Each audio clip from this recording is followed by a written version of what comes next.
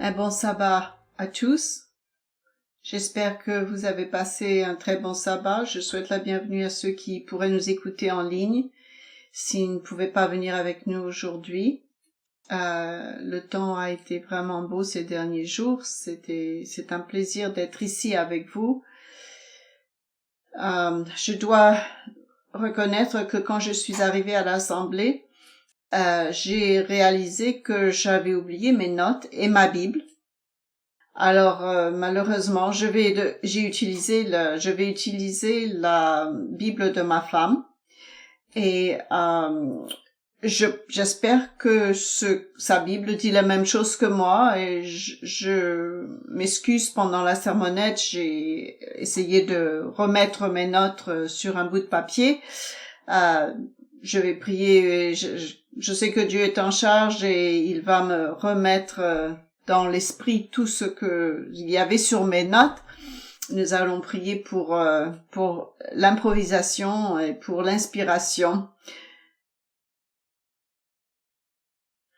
Et je vais m'en tenir à cela. Très bien. Donc, vous savez, quand un procès pour un crime commence, l'une des premières choses qui a lieu, c'est il faut que la personne comparaisse devant la cour. Et il y a un défendeur et un juge qui lui lira la liste des accusations qui sont portées contre cette personne et demandera à l'accusé: comment plaidez-vous? À ce moment-là, l'accusé plaidera coupable ou non coupable. Et c'est probablement pas surprenant, je n'ai pas les statistiques, je suis sûre qu'elles existent parce que nous mesurons tous ces jours-ci combien de personnes, la majorité des gens plaident en disant qu'ils ne sont pas coupables. Parfois, vous voyez ça à la télévision, vous voyez très bien que la personne est coupable d'après tout ce qu'il indique, mais la personne plaide non coupable. Depuis notre enfance, nous sommes entraînés à nous défendre et à plaider non coupables. J'ai grandi avec 5 autres enfants. Je suis moi-même un défenseur à plein temps de la défense moi-même. Dans le passé, ça ne payait pas très bien. Je n'ai pas gagné beaucoup d'argent, mais j'ai réalisé qu'en tant qu'enfant, on grandit et comprend l'importance d'essayer de se défendre. Et on sait comment faire ça. J'ai vu quelque chose sur Internet, donc ça doit être vrai, n'est-ce pas? J'ai vu quelque chose où il parlait des gens, et encore je vais essayer de m'en souvenir, ce que les gens soumettent pour les réclamations d'assurance automobile. Vous en avez probablement vu, c'est un peu humoristique, car une fois il y a une forte déflexion de la responsabilité. Lorsque vous déposez une réclamation, il y a une réclamation où le monsieur a dit je conduisais depuis 40 ans et je me suis endormi et j'ai heurté un arbre. Quelqu'un d'autre a dit: j'avais un œil sur le coffre devant moi, un œil sur le piéton et l'autre œil sur la voiture derrière moi. La personne avait 3 yeux. Et donc, c'est ainsi que nous sommes. Nous cherchons toujours à nous défendre, à éviter le blâme. Nous utilisons dans notre vie la rationalisation. Nous rationalisons beaucoup de choses. Ce n'est pas en soi une mauvaise chose. Si vous regardez les origines de la rationalisation, c'est pour apporter une raison rationnelle à une situation. Et nous voulons être une personne raisonnable, une personne rationnelle, mais l'une des principales définitions, telle qu'elle est utilisée aujourd'hui, est d'attribuer à ces actions des motifs rationnels crédibles sans analyse véritable de nos motifs. Vous savez, créer une excuse ou faire en sorte que quelque chose semble raisonnable, juste donner quelque chose, une émotion, un sentiment que nous avons à la surface, et pour essayer de donner une impression logique à ce que nous avons fait, afin que nous puissions dormir la nuit, n'est-ce pas? On le fait tout le temps. Nous pourrions dire: vous savez, ma vue n'est pas si mauvaise, c'est juste qu'il n'y a pas d'éclairage ici. Il n'y a pas suffisamment d'éclairage, mais sinon j'y vois bien. Ou bien alors vous comptez les tomates sur la... on dit je vais aller faire ceci ou cela demain parce qu'en fait, on veut pas le faire aujourd'hui. Et c'est encore intéressant entre les hommes et les femmes. Nous devons nous souvenir de quelque chose que dit Jérémie 17, verset 9. Vous le savez probablement, cela me ramène à ma jeunesse. Dans les jours de Wow You, on avait des jeux sur la Bible, des questions de Bible. Vous vous souvenez peut-être de cela. C'était l'un des versets de mémoire dont je me souviens il y a des années lorsque j'étais un petit garçon, et c'est quelque chose qui est toujours resté en moi au fil des ans. Jérémie 17, verset 9. Le cœur de l'homme est tortueux par-dessus tout et il est méchant.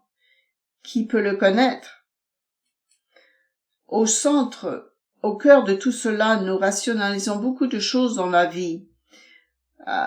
Nous devons gérer certaines choses, nos rationalisations, certaines situations, mais maintenant que nous entrons dans notre marche spirituelle, nous lisons cette déclaration et nous voyons que nous ne pouvons pas croire et faire confiance à notre propre cœur parce qu'il est trompeur, tortueux. Nos intentions, nos motivations, c'est quelque chose de tortueux, notre cœur. Revenons au jardin d'Éden, parce que c'est intéressant à chaque fois que nous lisons ce passage. Combien de fois revenons-nous à son passage, mais à chaque fois, j'ai l'impression qu'il y a quelque chose, une petite pépite d'or à glaner à nouveau. Et c'est l'histoire de la tentation dans Genèse.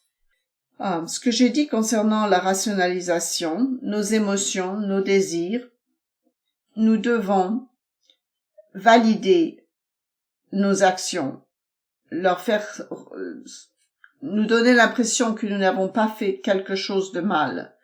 Dans Genèse 3, verset 1, le serpent était le plus rusé de tous les animaux des champs, et l'Éternel Dieu avait fait. Il dit à la femme, Dieu a-t-il réellement dit, vous ne mangerez pas de tous les arbres du jardin? La femme répondit, nous mangeons du fruit des arbres du jardin. Elle le savait ce qui était bien et mal. Elle a compris ce qu'était le commandement de Dieu. Elle était très claire là-dessus, n'est-ce pas? Et le serpent a dit, vous ne mourrez point. Mais non, tu vas pas vraiment mourir. Dieu le sait, quand tu en mangeras, tu seras beaucoup plus intelligent et tu seras comme Dieu. Il ne veut même pas que tu saches ça. La partie à laquelle je n'avais pas vraiment réfléchi jusqu'à présent était le verset 6. La femme vit que l'arbre était bon à manger, et là, elle a vu quelque chose de différent parce qu'il y avait quelque chose à désirer. Les émotions sont entrées en jeu. La façon dont c'est décrit, c'était un petit peu hors de limite. Dieu avait dit de ne pas y toucher, ok, à rester loin de cela. Mais maintenant, quelqu'un a dit, si tu fais ceci, cela, ça serait des bonnes choses. D'un seul coup, il y a un dilemme en cours dans le cœur et l'esprit d'Ève. Je sais que Dieu a dit cela, mais je veux vraiment cela. Je sais que Dieu a dit de faire certaines choses, mais ça a l'air bien quand même. Et la femme a vu que l'arbre était bon pour la nourriture. Vous savez ce que c'était soudainement plus agréable à la vue. Et c'était un arbre désirable, donc agréable à la vue, qui était précieux pour ouvrir l'intelligence. Quand vous y pensez de cette façon, peut-être que ce n'est pas si mal que ça, après tout, vous savez, peut-être qu'il a raison. Cet arbre a l'air assez bien, quel est le gros problème? Et quel est le gros problème? Et puis elle a pris du fruit et elle l'a mangé. Elle a rationalisé ses émotions, ses désirs. Tout d'un coup, dans son esprit, elle s'est trouvée de bonnes raisons pour lesquelles elle a fait ce qu'elle a fait. Et maintenant entre en scène son mari, auquel elle lui donne le fruit, qui ne se méfie pas. Et je pense que c'est au verset 11. Dieu lui dit, ou qui t'a appris que tu étais nu? Est-ce que tu as mangé de l'arbre dont je t'avais défendu de manger? Rappelez-vous, je vous ai dit comment nous avons appris à nous défendre et à dévier la situation.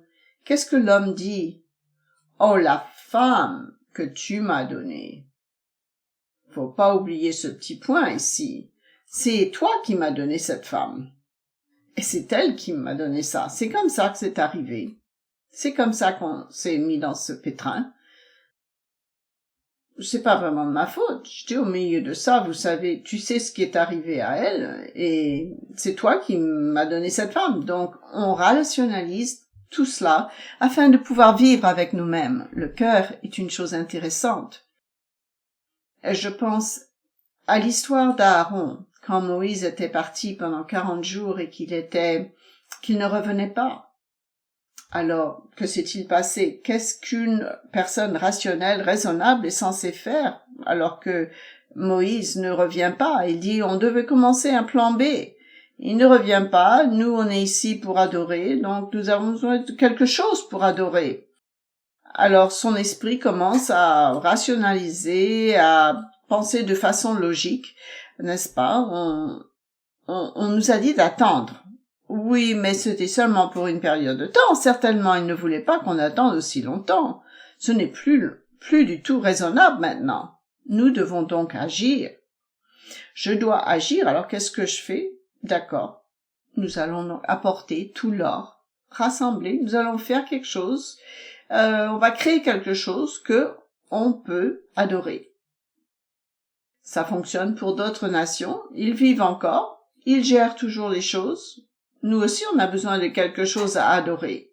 Je pense que c'est intéressant que tous les gens aient accepté cette chose-là, et je pense que c'est en quelque sorte comique que la Bible, mais en même temps triste, quand vous pensez à l'endroit où ils étaient, et ils sont sortis d'Égypte, ils sont redescendus après avoir vu Dieu faire tous ces miracles, et Moïse revient et lui dit, qu'est-ce qui se passe ici? Il y a un veau d'or. Souvenez-vous de la réponse d'Aaron? Je ne sais pas ce qui s'est passé. Les gens ont apporté tout ça, on l'a mis dans ce pot pour fondre l'or, et d'un seul coup, c'est vraiment étrange, il y a un veau d'or qui est sorti. Je sais pas comment tout ça s'est passé devant moi. Une bonne rationalisation, n'est-ce pas? Nous arrivons à un moment où nous pouvons nous débrouiller, nous avons un certain nombre de façons de dire parce que nous sommes entraînés à l'autodéfense depuis l'enfance. Que direz-vous de la fois où vous vous souvenez de ça quand Saül était censé attendre le retour de Samuel? Je ne pourrais pas trouver ce passage maintenant parce que j'ai pas mes notes, mais je connais l'histoire parce que Saül devait attendre que Samuel revienne et il y a des armées qui étaient là, prêtes à les attaquer et il s'impatiente. Il dit, attendez, ce n'est pas possible, je ne peux plus attendre maintenant. Je dois prendre des mesures, n'est-ce pas? Il a fait des choses que Dieu lui avait dit de ne pas faire. Et encore une fois, Saül avait ses excuses, prêt à partir. Ce n'est pas nouveau pour nous, cela a été fait partie intégrante de l'existence de l'humanité. Je regarde ces histoires dans la Bible et que c'est comme si, oh d'accord, nous on ne fait pas ça, pas autant probablement. Quand même, quand je suis fatiguée, je dis des mots un peu durs, mon ton devient dur, j'étais juste fatiguée. Oh, il est fatigué, il a mal. Je ferai mieux demain. Non, je suis stressée et inquiet, j'ai perdu la paix dans ma vie. C'est juste ce travail. Tu savais, ce travail, si ce travail changerait, je serais une personne différente. C'est pas vraiment moi, c'est le travail. C'est ce patron difficile, où maintenant je suis une personne amère. C'est mon voisin d'à côté, puisque ces gars ont emménagé, vous savez, c'est horrible depuis ce temps-là. Ce sont les choses que nous disons dans cette situation. On se donne des excuses pour notre comportement. Ça affecte la façon dont nous pensons à nous-mêmes par rapport aux autres. Comment nous pensons? Vous savez, parfois, quelqu'un nous dit, allons, il a l'air vraiment paresseux, cette personne-là. Je pense à moi, je suis trop occupée, mais je suis trop occupée. Je ferai ce travail, mais quelqu'un peut avoir des opinions sur toutes sortes de choses. Certaines personnes ont beaucoup d'opinions et ils appellent ça avoir des valeurs fortes. Quelqu'un d'autre pourrait être présomptueux. Une personne très présomptueuse dirait « j'ai beaucoup d'initiatives ». Ce sont des excuses qu'on se donne pour justifier nos défauts. Dans Luc 10, 10.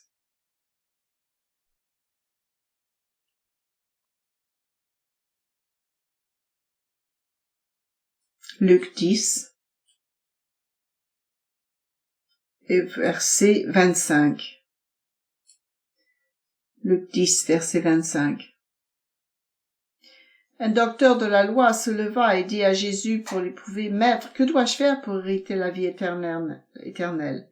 Jésus lui dit, « Qu'est-il écrit dans la loi ?» Et le docteur de la loi répond très bien, il dit, « Tu aimeras le Seigneur ton Dieu de tout ton cœur, de toute ton âme, et de toute ta force, et de toute ta pensée, et ton prochain comme toi-même. » « Tu as bien répondu, lui dit Jésus, fais cela, et tu vivras. » Ce qui est vraiment inclus ici, c'est voici le travail de notre vie. Au verset 29, « Mais lui, voulant se justifier, dit à Jésus, « Mais qui est mon prochain ?» Parce que, voyez-vous, il avait en tête certaines personnes qu'il voulait traiter d'une certaine manière. Il voulait, vous savez, il voulait être bien avec certaines personnes et pas nécessairement avec d'autres. Lorsqu'on parle de notre marche spirituelle, parfois nous substituons nos propres normes à celles de Dieu dans une tentative de le créer à notre image. La rationalisation est la substitution de nos normes à Dieu dans notre tentative de le créer à notre image. Nous changeons les limites que Dieu nous a données pour les faire correspondre à notre comportement. C'est ce qu'il faisait ici. Il voulait entendre des choses en fonction de la façon dont lui vivait. Il voulait créer un Dieu à son image, une image avec laquelle il pourrait vivre avec, une qu'il pourrait rationaliser. Cet après-midi, je veux vous donner 2 exemples de pensées irrationnelles tirées de la Bible. Puis, à la fin, essayer de gérer comment est-ce que nous faisons avec ce concept de rationalisation, comment est-ce que nous surmontons. Parce que ceci est un obstacle à la repentance. Reportez-vous à Luc, verset 18. C'est un message qui donne à réfléchir. Si vous pensez que c'est un peu difficile à écouter, c'est difficile de le donner et de l'écouter en même temps parce que je pense que cela va au cœur de ce dont nous parlons. Ce sont les choses qui se passent à l'intérieur de nous. Nous sommes récemment tombés sur le livre que j'avais trouvé vraiment très bien. C'est appelé Le garçon, la taupe et le renard, le cheval. Je recommande vivement ce livre. C'est une courte lecture, mais très profonde. Et l'une des créatures dans ce livre dit que tant de choses se passent à l'intérieur, et à l'extérieur, mais c'est ce qui se passe à l'intérieur qui compte. Aujourd'hui, nous parlons de ce qui se passe. C'est un travail d'étude supérieure sur ce qu'il y a à l'intérieur de nous. Reportez-vous à notre premier exemple dans Luc 18, verset 9.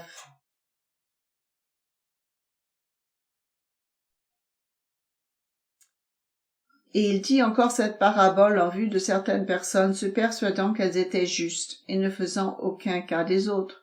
2 hommes montèrent au temple, l'un pharisien, l'autre publicain. Le pharisien debout priait ainsi en lui-même, « Ô Dieu, je te rends grâce de ce que je ne suis pas comme le reste des hommes, qui sont ravisseurs, injustes, adultères ou même comme ce publicain.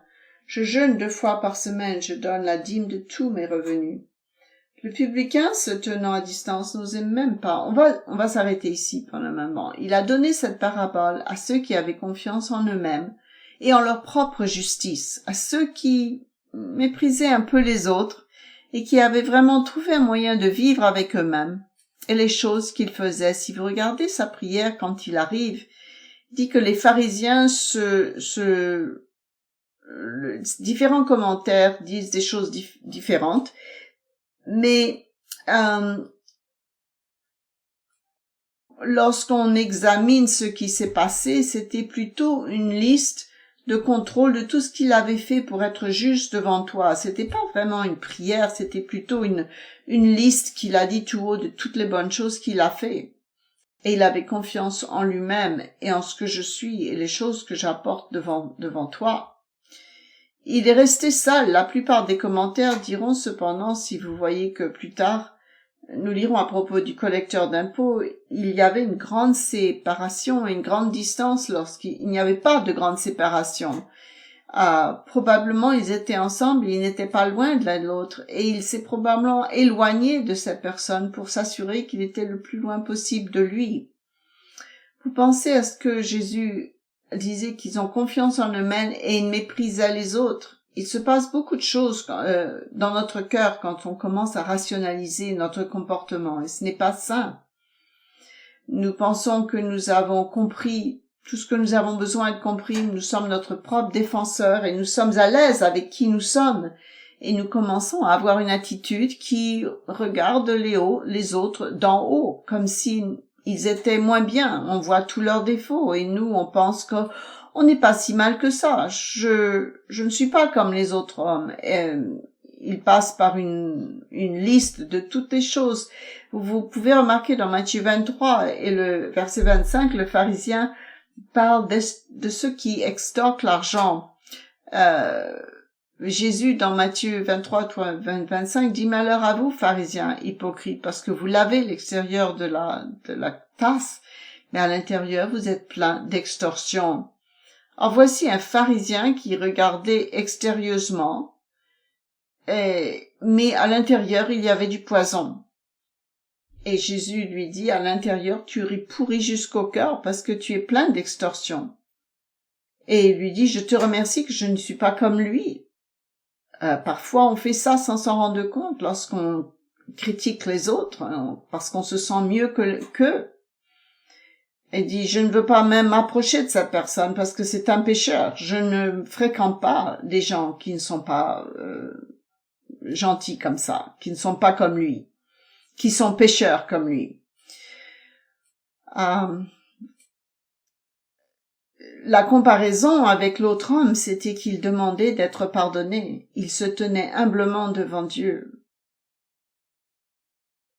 Mais il est venu avec une référence assez impressionnante au verset 12. Il dit, je jeûne 2 fois par semaine. Vous savez, j'aimerais bien avoir ça sur mon curriculum vitae spirituel. Je jeûne 2 fois par semaine, c'est un défi de taille, je n'en suis pas là.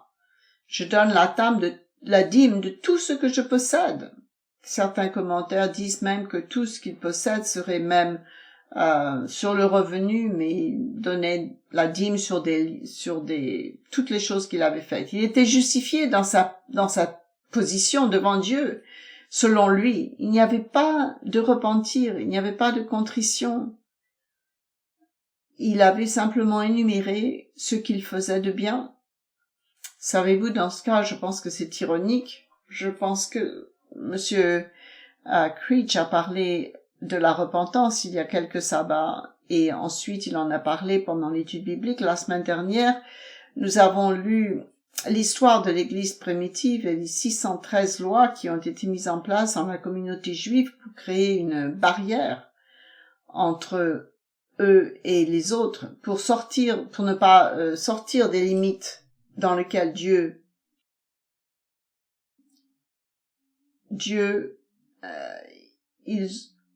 nous fabriquons plus, ils ont fabriqué plus de limites et de barrières que ce que Dieu leur avait donné par la loi. Nous pouvons nous assurer nous pouvons avoir l'impression, en rationalisant notre comportement, que nous sommes justifiés. Nous rationalisons notre position. Reportez-vous à Éphésiens,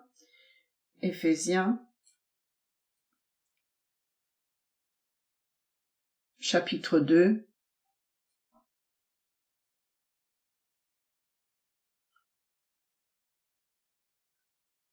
Un passage formidable de l'Écriture, Éphésiens 2, chapitre 2 au verset 10, je pense, c'est une section vraiment puissante des Écritures. Je ne sais pas pourquoi, mais ce sont des choses qui sont vraiment gravées dans mon esprit, comme Jérémie 17:9 et Éphésiens 2:2. Lorsque vous lisez Éphésiens 2:2, il est dit: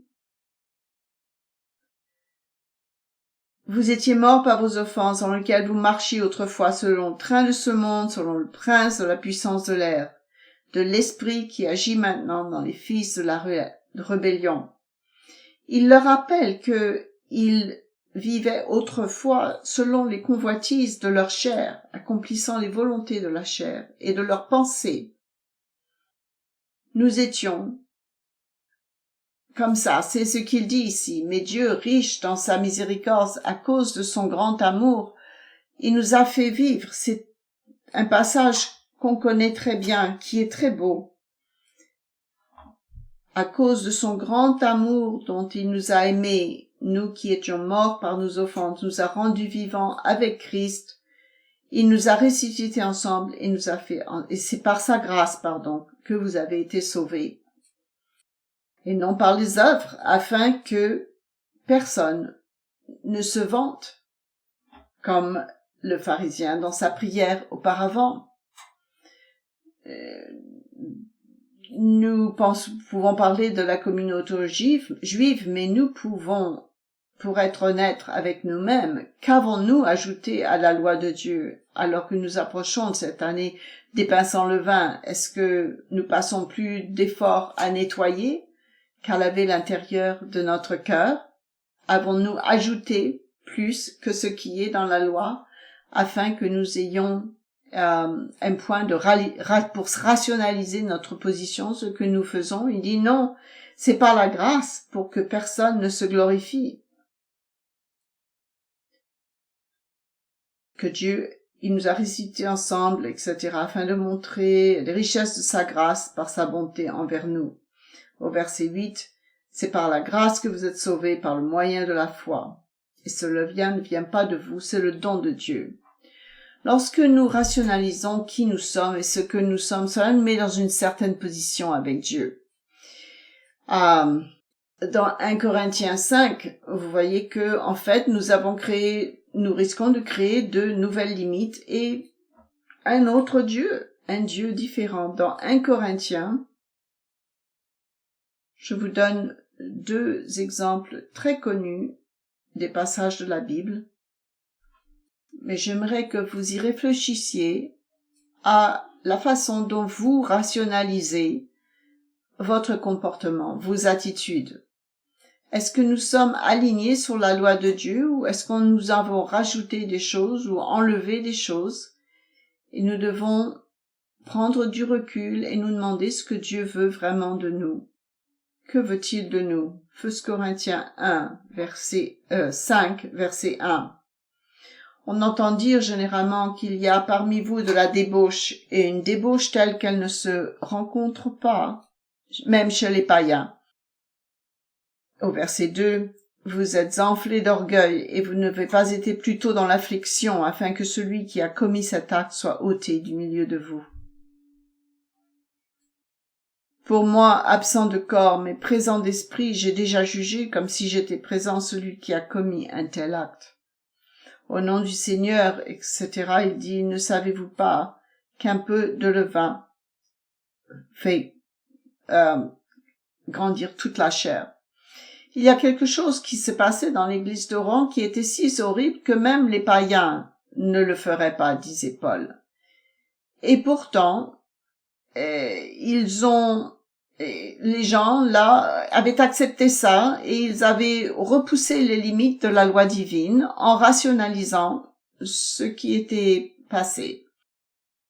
Il y en a certains qui disaient, qui est votre ministre préféré? Je suis de Paul, d'Apollos, qui sont les meilleurs dons spirituels, qui a les meilleurs dons spirituels, etc. Ils se comparaient les uns aux autres. Non, on ne fait pas ça, nous, on est assez préoccupés par mais il leur dit, vous étiez enflés d'orgueil. Quelle était votre sagesse, votre niveau de tolérance et votre, entre guillemets, miséricorde? Vous auriez dû agir rapidement pour faire respecter la loi de Dieu. Et personne n'était trop inquiet de cette situation. Vous auriez dû pleurer. Cela signifie une profonde affliction de ce qui s'est passé parmi vous. Et vous auriez dû rapidement passer à l'action et ressentir un grand chagrin pour le péché et la miséricorde pour le pécheur. Vous auriez dû agir rapidement. Et Paul dit, vous étiez assez satisfait de la façon dont vous avez interprété comment cela devait être géré. Vous vous êtes mis à l'aise, non pas dans la gloire du péché, je ne pense pas que c'est ce que Paul disait, mais vous pensiez que vous étiez aligné avec Dieu en laissant la situation telle qu'elle était. Et Paul adresse ça, vous avez créé un Dieu différent. Il dit, ils n'ont pas vu ou reconnu la profondeur de ce qui se passait. C'est l'un des exemples. L'indifférence spirituelle ou la tolérance, ou ce qu'on peut, entre guillemets, la miséricorde, où on se dit, c'est pas mon souci, c'est pas mes affaires. Et maintenant, nous sommes dans une société, maintenant, où cela ne me dérange pas. Personne ne me fait de mal, ça ne fait de mal à personne, alors ne t'en fais pas. Ce n'est pas ton souci, si ça fait pas de mal à personne. Dieu est amour, n'est-ce pas? Dieu est amour.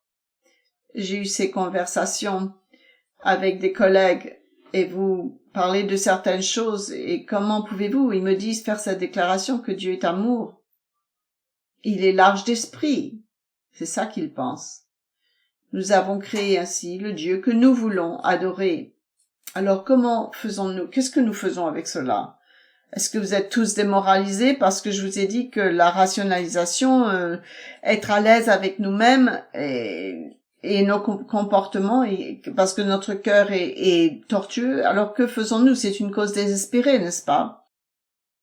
Est-ce que c'est l'état dans lequel nous voulons nous trouver en tant que chrétiens? Aucun d'entre nous ne le veut. Nous ne voulons pas volontairement être dans cette situation. Alors que faisons-nous? Revenons avec moi à Luc 18. C'est assez simple. C'est une formule assez simple, je pense que vous la connaissez.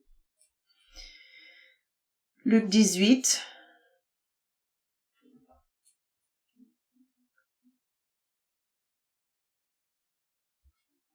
Luc 18.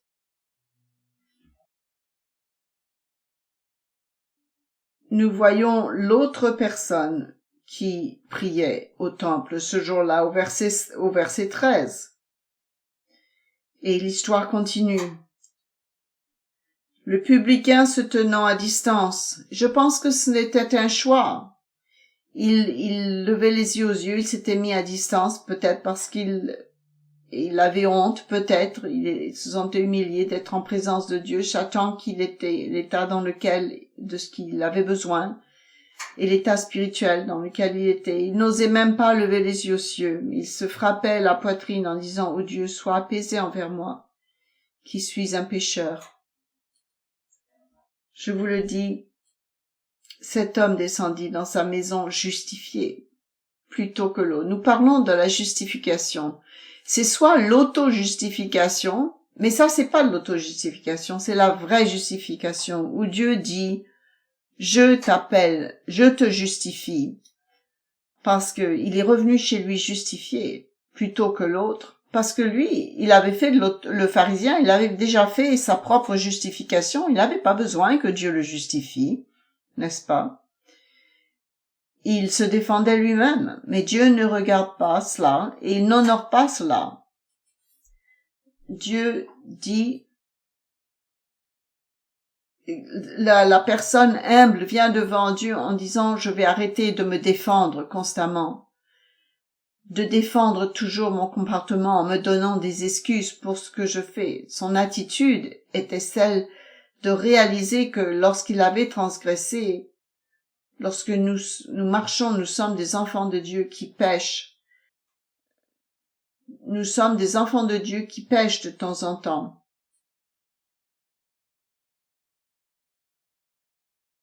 Mais la chose qui est claire ici, c'est qu'il s'est jeté lui-même à la miséricorde de Dieu. Aucune justification, aucune rationalisation, aucune raison pour laquelle, aucune excuse Je suis toujours étonnée quand vous vous retrouvez dans des situations à quelle vitesse nous pouvons trouver des raisons de nous défendre nous-mêmes. Lorsque je préparais ce passage, vous vous rendez compte à quel point nous le faisons souvent, de nous justifier. C'est difficile pour nous d'être honnêtes avec nous-mêmes et difficile pour nous d'aller vers Dieu et d'être honnêtes avec Dieu. Et de dire à Dieu, je suis un pécheur et j'ai péché contre toi. Parfois c'est difficile. Parfois nous entrons dans ces endroits, nous voulons nous fuir de Dieu. Nous voulons fuir parce que nous pensons, est-ce que j'ai perdu mon salut? Est-ce que Dieu ne m'aimera-t-il pas? Ne vais-je peut-être être inclus? Dieu sait déjà ce dont nous avons besoin. Il sait déjà nos péchés. Dans 1 Jean, mais il veut nous entendre le reconnaître.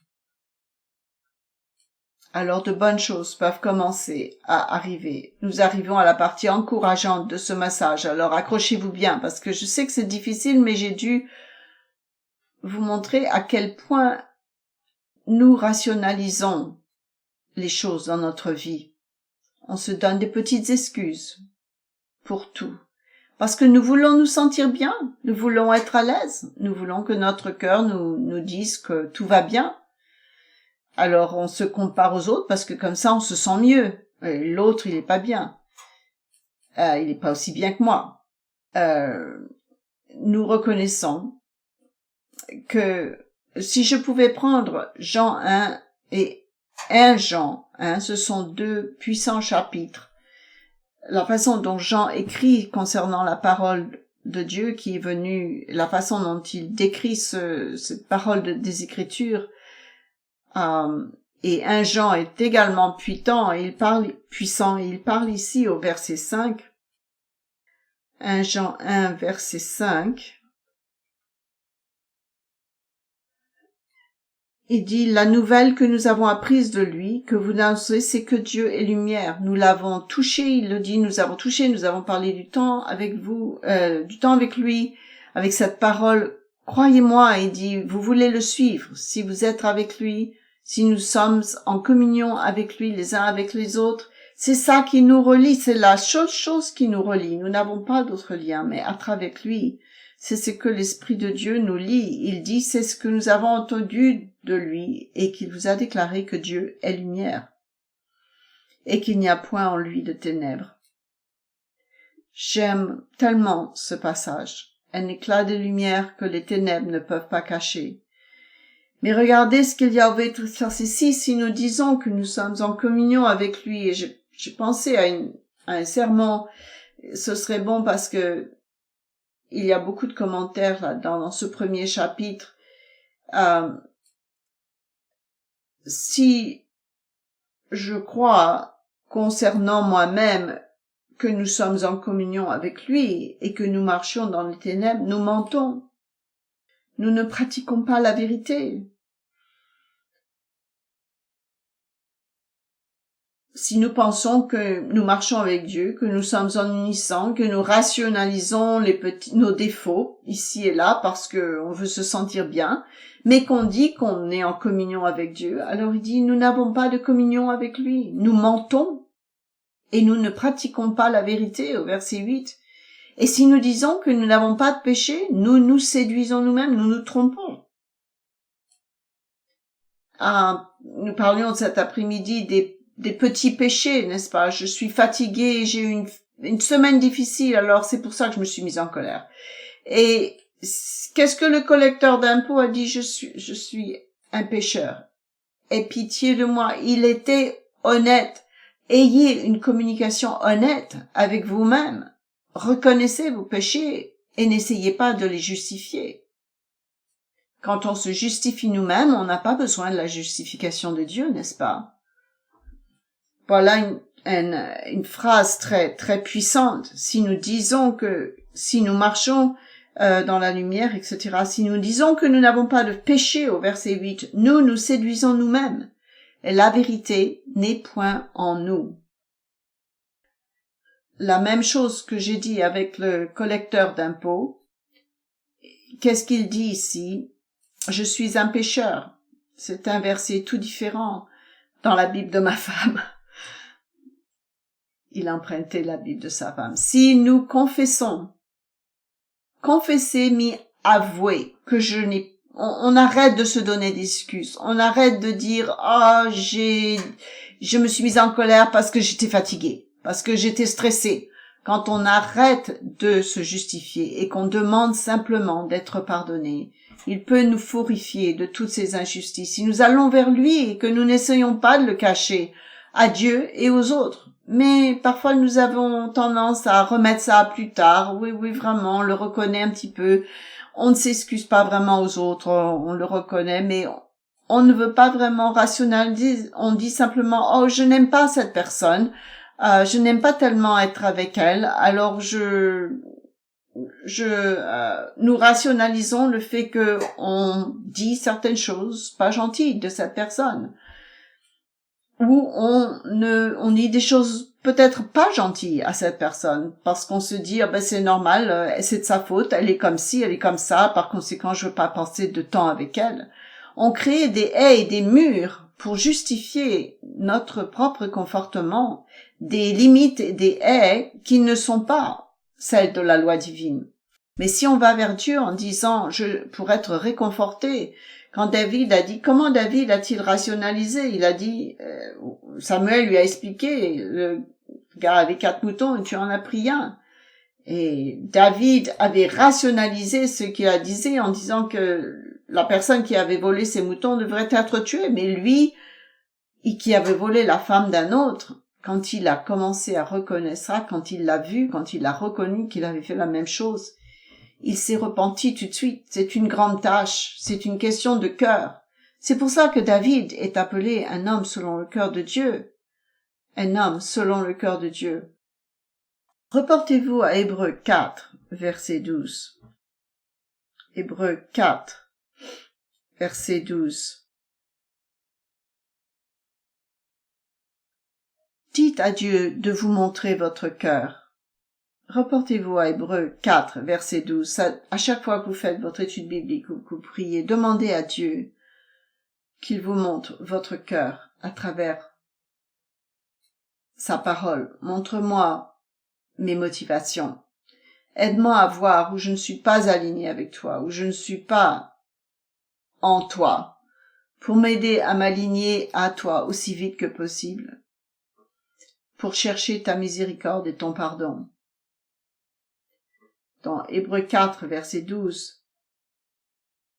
Car la parole de Dieu, c'est incroyable, je pense que vous le savez tous. Chaque fois que nous examinons la parole de Dieu, que nous la parcourons, certaines choses nous frappent d'une façon différente et ouvrent notre compréhension. Mais je pense que nous savons que la transformation du cœur est ce qui est le plus puissant. La parole de Dieu nous aide à voir et à discerner. Et Paul a dit, vous auriez dû pleurer. Il a dit ça aux Corinthiens. Le chagrin et l'affliction, c'est ce qui nous réunit à Dieu. La parole de Dieu est vivante et efficace, plus tranchante qu'une épée quelconque à 2 tranchants, pénétrante jusqu'à pénétrer âme et esprit, jointure et moelle. Elle juge les sentiments et les pensées du cœur. Nulle créature n'est cachée devant lui. Nous trouvons de bonnes raisons pour ce qu'on fait. Mais il dit, non, vous savez, la parole de Dieu va aller jusqu'au bout. Ça va vous montrer votre motivation, votre intention. Ce n'est pas un esprit qui pardonne. Si nous nous justifions, nous pratiquons l'auto-justification, Dieu ne pourra pas nous pardonner parce qu'on ne reconnaît pas nos péchés. Et Dieu dit, tout ce que vous me montrez, c'est votre grandeur, votre sainteté, entre guillemets. Revenons à 2 Corinthiens et ce péché où Paul a écrit une lettre assez sévère pour les corriger à ce niveau-là. Dans 2 Corinthiens 7, il fait référence à cette situation. Vous savez, parfois vous écrivez une lettre ou vous pouvez écrire un email maintenant. Ça peut être assez fort, vous ne connaissez pas toujours les réactions de l'autre personne, vous n'êtes pas toujours sûr de la façon dont quelqu'un va percevoir ce que vous avez dit avec un email. Quelque chose va se passer. Mais là, il a écrit une lettre sans vraiment savoir ce qui est allé, comment elle serait reçue. Et je pense que Tite y était, mais Paul n'y était pas encore. Il dit au verset 9, « Je me réjouis maintenant, non pas que de ce que vous avez été attristés. » C'est une chose à dire lorsque vous avez dû corriger quelqu'un. Je sais, la fierté peut entrer et la personne ne veut pas entendre et la personne se justifie, elle va rationaliser sa position. Alors, peut-être qu'ils étaient attristés ou contrariés, ou blessés. Et il n'était pas là, il n'a pas vu la situation. Beaucoup de choses sont entrées dans son esprit. Il s'est demandé comment les gens avaient reçu sa lettre. Mais de ce que votre tristesse vous a porté à la repentance, c'est cela dont il est question ici, un changement, une réconciliation qui nous unifie à nouveau avec Dieu. En effet, la tristesse selon Dieu produit une repentance à salut dont on ne se repent jamais, tandis que la tristesse du monde produit la mort. La sermonnette a mentionné la tristesse du monde, tristesse du monde, plutôt que la tristesse selon Dieu, qui est centrée sur Dieu. Lorsque la tristesse du monde, c'est on se demande comment est-ce que ce qui va nous arriver parce que c'est horrible. Et la tristesse selon Dieu, c'est centré sur Dieu. Dieu, j'ai fait quelque chose contre toi, contre le nom de la famille de Dieu. Je ne marche pas d'une manière où j'étais en communion avec toi. J'étais dans les ténèbres et je veux revenir dans la lumière. C'est ce chagrin divin, cette tristesse selon Dieu. Nous n'avons pas le temps de parcourir, mais il énumère des choses intéressantes.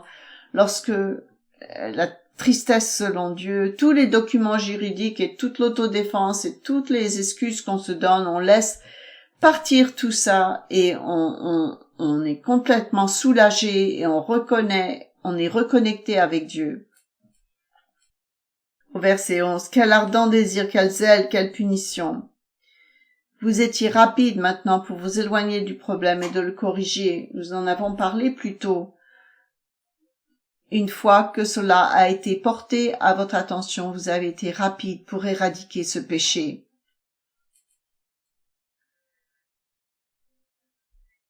Quelle indignation, quelle justification au verset 11. Parfois, lorsque je suis trop confortable avec moi-même, lorsque je rationalise mes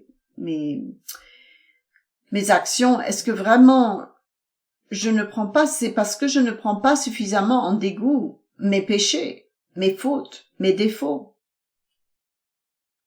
Je ne les prends pas au sérieux. On les minimise. Parfois, nous devons reconnaître ce qui vient de Satan et ce qui vient de Dieu. Ces choses sont réelles. Paul dit qu'une fois que vous reconnaissez quelque chose, vous n'avez pas tardé à agir. Et alors, quel zèle, quelle crainte, quel désir ardent. Il y a un poids qui a disparu, qui a été levé. On n'essaye plus de se cacher. C'est parti. Le poids du péché a été enlevé. Dans 1 Jean, je vais terminer avec ça. Alors que nous nous préparons pour la Pâque, je repense à ce verset, alors que nous prenons la Pâque, je pense à ce verset dans Jérémie 17:9. Le cœur de l'homme est tortueux. Par-dessus tout, il est méchant. Qui peut le connaître? Et dans notre vie, tant de fois, nous ne pouvons pas facilement glisser. Nous pouvons facilement glisser dans la rationalisation et cela met en danger notre vie spirituelle, notre croissance, parce qu'on arrête de se repentir. Ça peut être un obstacle à la vraie repentance, à vraiment apprécier pleinement le sang purificateur de Jésus-Christ pour ce dont nous avons besoin de lui, la justification. Il parle de cette marche spirituelle, de marcher dans la lumière. Si nous disons que nous avons péché, que il est prompt à nous pardonner. J'espère que nous courons vers Dieu lorsque nous en sommes dans cette situation et que nous confessons nos péchés à Dieu, notre Père. Je pense que c'est une grande chose au chapitre 2 et verset 1. Mes petits enfants, je vous écris ces choses dans 1 Jean 2 verset 1, afin que vous ne péchiez point. S'il n'y avait pas la phrase qui suit, ce serait difficile. Et si quelqu'un a péché, ce serait vraiment difficile si quelqu'un ne péchait pas. Les enfants de Dieu pêchent de façon occasionnelle. Et si quelqu'un pêche, donc, ce n'est pas si quelqu'un a péché, c'est quand quelqu'un a péché vraiment. Nous avons un avocat. Si quelqu'un a péché, nous avons un avocat auprès du Père Jésus-Christ le juste. Le mot avocat vient du mot grec qui veut dire kaliesis, propoklésis. La première partie signifie être à côté et porter un jugement. C'est comme si nous avions un avocat pour nous défendre, qui est avec nous, à côté de nous, plaidant notre cause. Je ne sais pas pour vous si vous préféreriez être pharisien plaidant votre propre cause, assis dans une salle d'audience, avec une longue table, Jésus-Christ à côté de moi, en tant que mon avocat et mon conseiller, plaidant ma propre cause, plutôt que moi plaider ma cause tout seul. Je pense qu'il serait intéressant et le Christ nous dit, tout va bien se passer. Tu as reconnu ta faute, je vais te défendre, ne t'en fais pas. Si nous confessons nos péchés, quand on lui demande, comment plaidez-vous? Nous plaidons coupables. Et le Christ nous dit, ne vous inquiétez pas, vous avez un bon avocat.